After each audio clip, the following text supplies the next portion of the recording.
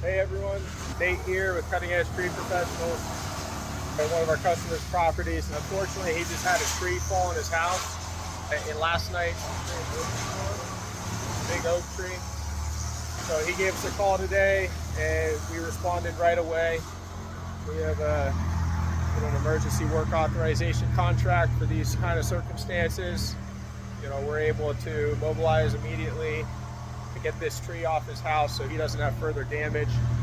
The fire department was out here. They put a sticker on his door, on his wall, that says it's structurally unsafe to be in this house. They're not even allowed to stay here until we get this tree off. So other than that, there's holes in the roof. Could cause water damage with the rain coming today, tonight. So we're gonna get this off so he can move back in. We'll get the roof tarped up. We've got a really tight workspace here. We got our crane, our tree met crane, with a grapple saw, where we're dismantling the branches. We'll take everything off and land it in the driveway in front of the crane. From there, I'll turn this camera around. We're processing it and moving it with the skid steer over to the neighbor's property where we stage a chipper and a debris truck for processing this material.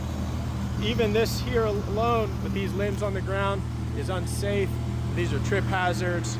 We had to take a dead branch out of this tree to make it safe. For OSHA regulations, we're not allowed to put our employees in harm's way when there's hazardous limbs above head, and we can't leave trip hazards laying around. So we have to process these with chainsaws, chippers, and debris trucks. We can't leave the driveway blocked. He needs to be able to park his car in here. So we got to process this tree, and we can't leave it over the neighbor's property either. That would be illegal dumping. So unfortunately, this is a big job.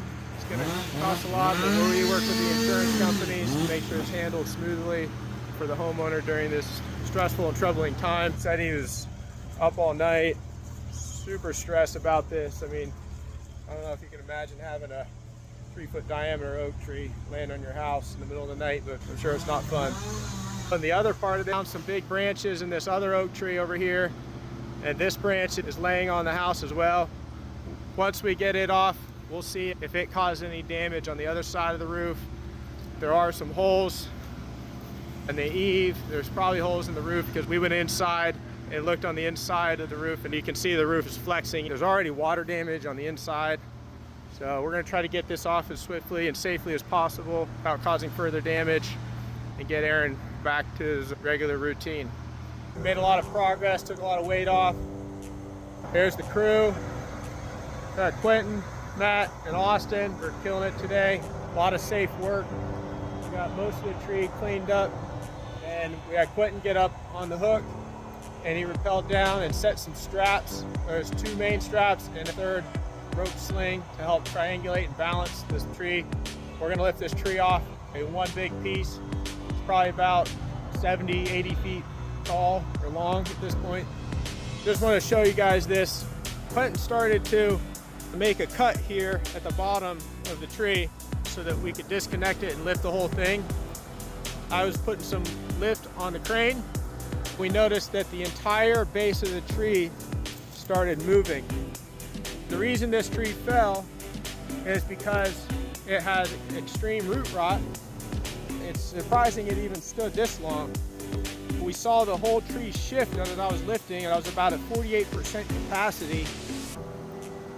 The whole tree shifted about a foot, so we stopped cutting. We're gonna lift the whole tree out, and we're gonna set it down and then process it and get it out of our way so we can get our crane out of here. It's a big tree. We measured down here around this point. It was about 33-inch diameter. All right, we're gonna lift this out, get this off the house, and get the roof tarped up. Thanks, guys. Be safe.